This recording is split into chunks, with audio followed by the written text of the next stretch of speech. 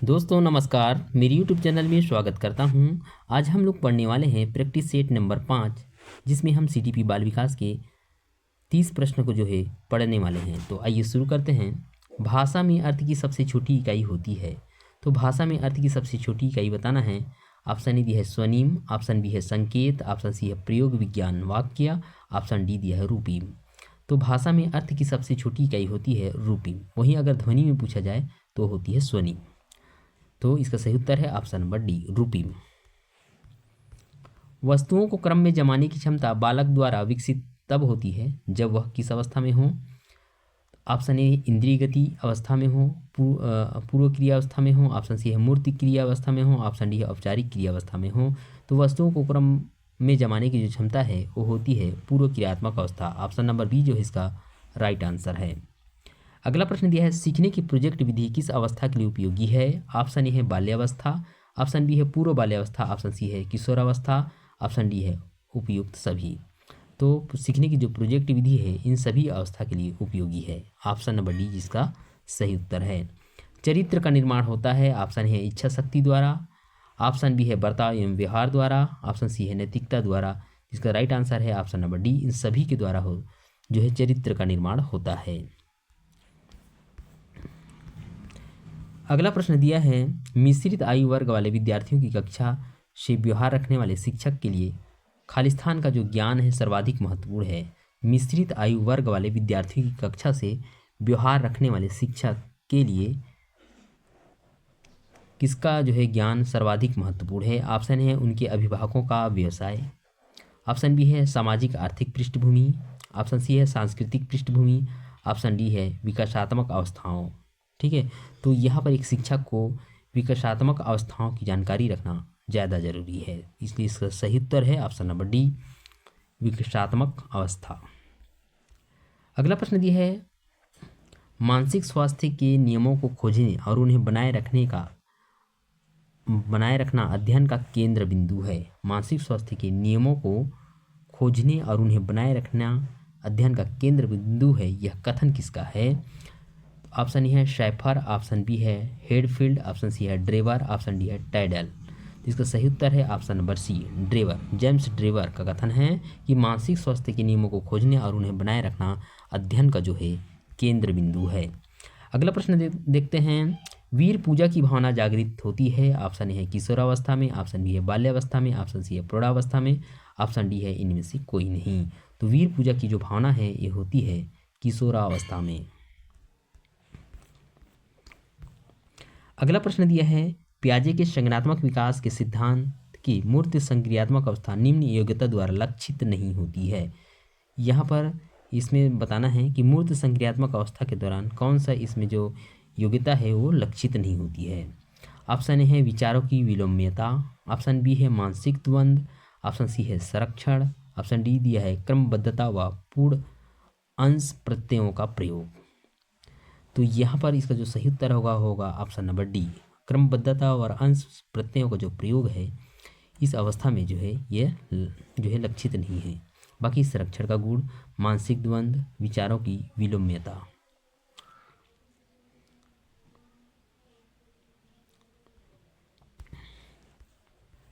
अगला प्रश्न दिया है विकास की दूसरी प्रमुख अवस्था कौन सी है।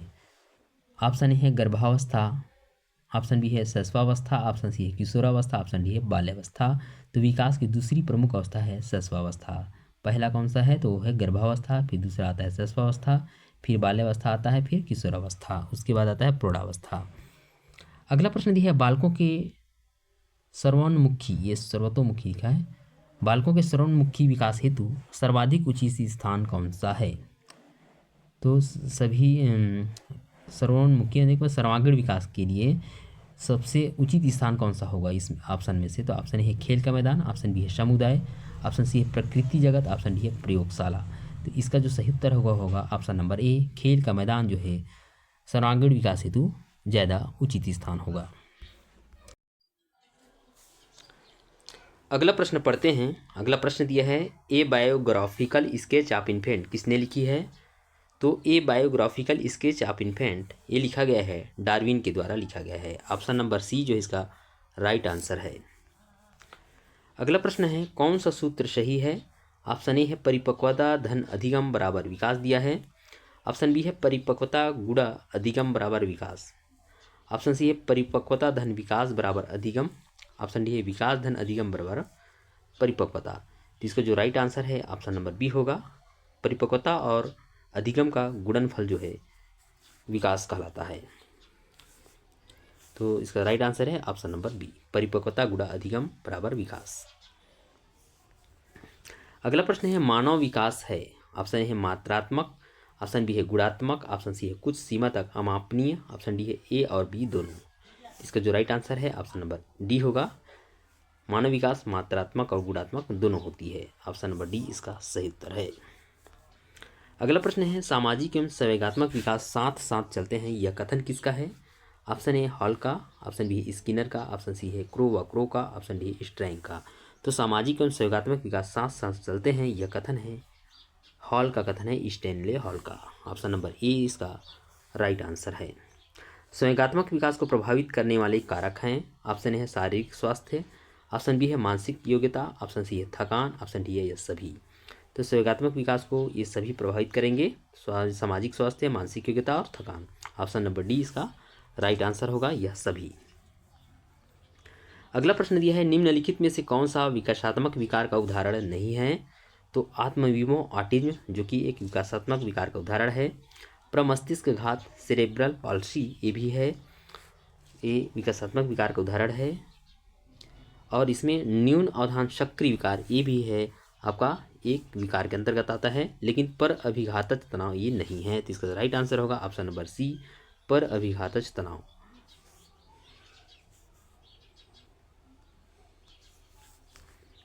अगला प्रश्न है बालकों की सोच अमूर्त की अपेक्षा मूर्त अनुभव एवं प्रत्ययों से होती है, यह अवस्था है।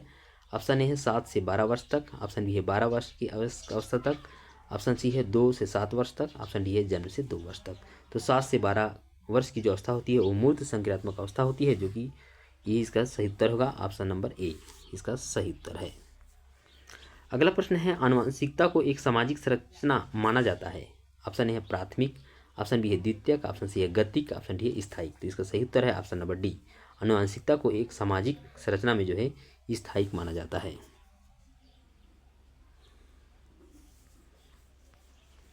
अगला प्रश्न है किसने मूलभूत विश्वास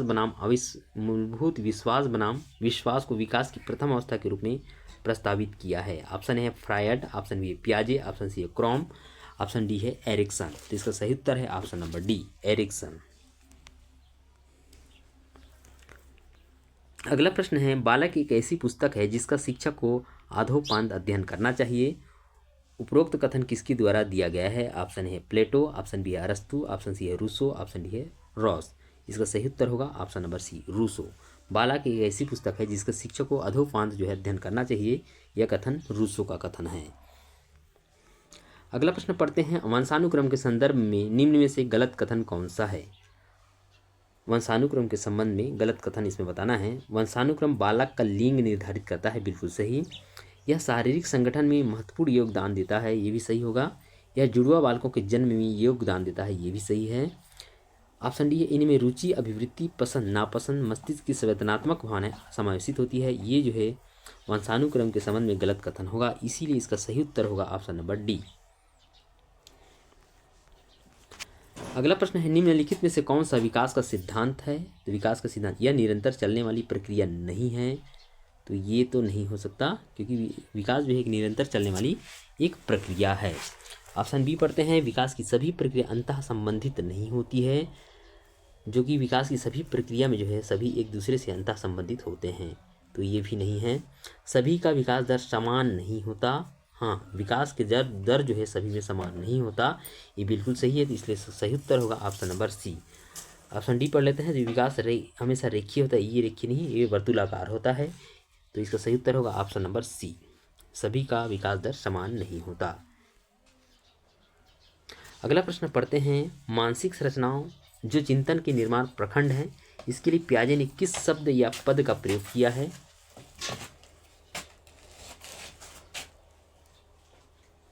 तो मानसिक संरचनाओं जो चिंतन के निर्माण प्रखंड हैं, इसके लिए पियाजे ने जो है ये किया है स्कीमा शब्द का प्रयोग किया है अवधारणा का।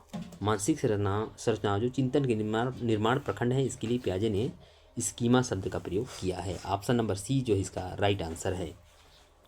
अगला प्रश्न पढ़ते हैं। अगला प्रश्न दिया है निम्नलिखित में से कौन सा बाल विकास का एक सिद्धांत नहीं है। ऑप्शन ए पढ़ते हैं विकास के सभी क्षेत्र महत्वपूर्ण हैं, बिल्कुल सही हैं। सभी विकास परिपक्वता और तथा अनुभव की अंतः क्रिया का परिणाम होते हैं, बिल्कुल सही ये भी है। सभी विकास तथा अधिगम एक समान गति से आगे की ओर बढ़ते हैं, ये जो है इसका गलत ऑप्शन होगा, तो इसलिए सही उत्तर होगा ऑप्शन नंबर सी जो है इसका राइट आंसर होगा। सभी विकास तथा अधिगम एक समान गति से आगे बढ़ते हैं, ये जो है इसका गलत ऑप्शन है, इसलिए इसका सही उत्तर सी होगा।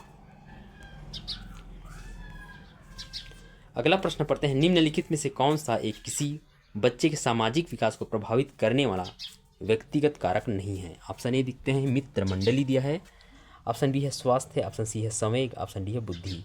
तो यहाँ पर व्यक्तिगत कारक पूछ रहा है, तो ये स्वास्थ्य भी एक व्यक्तिगत कारक है, संवेग भी है और बुद्धि भी है, लेकिन जो मित्र मंडली है ये व्यक्तिगत कारक नहीं है।